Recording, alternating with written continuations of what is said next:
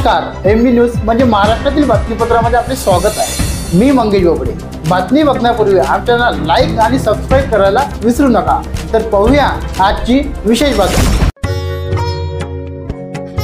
वर्धा नदीच्या तीरावर असलेले तिवसा नजीकच्या श्री क्षेत्र टाकरखेडा येथे समर्थ लहानूजी महाराज यांचा 140व्या जयंती महोत्सवाची जय्यत तयारी संस्थांच्या वतीने करण्यात आली। त्यातच दिनांक 7 मार्च 2024 रोजी लीलामृत ग्रंथ महापारायण सोहळ्याचे आयोजन केले होते।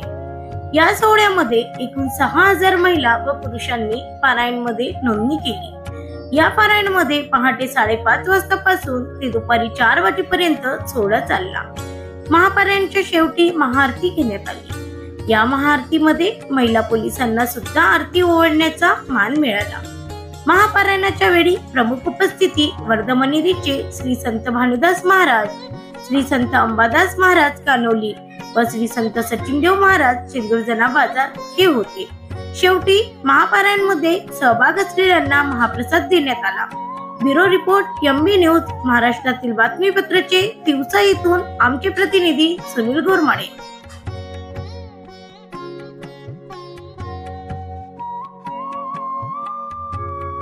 मी रसिका प्रमोदराव यादव, मी मूळची जळगावची आहे। इथे लहानूजी महाराज संस्थान टाकरखेडा इथे आज सकाळी 7 वाजतापासून पारायणाचे आयोजन केलेले होते। या पारायणामध्ये जवळपास 6000 पुरुष व महिलांनी सहभाग केलेला आहे। त्यासाठी आज पारायणासाठी आम्हाला इथे बोलवलेलं होतं। त्यामुळे संस्थांचे मी खूप खूप आभार मानते आणि या पारायणाला सगळ्यांनी सहभाग दिला, सर्वांचे आभार मानते। राहणार टाकरखेड, जिल्हा वर्धा। आज येथे फार मोठा सोहळा झाला। लहानूजी महाराजचे 5 तारखेपासून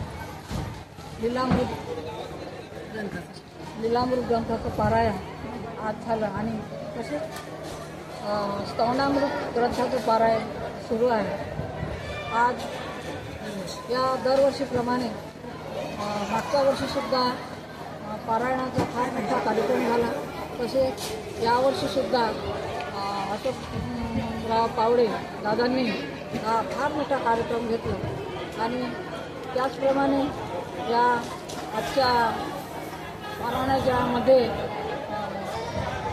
5,000 बाया आणि पुरुष मंडळी होती। तसेच सुंदर असा कार्यक्रम झाला। आरती, पूजा पाठ, ध्यान, प्रार्थना, कथा, कीर्तन आणि खूप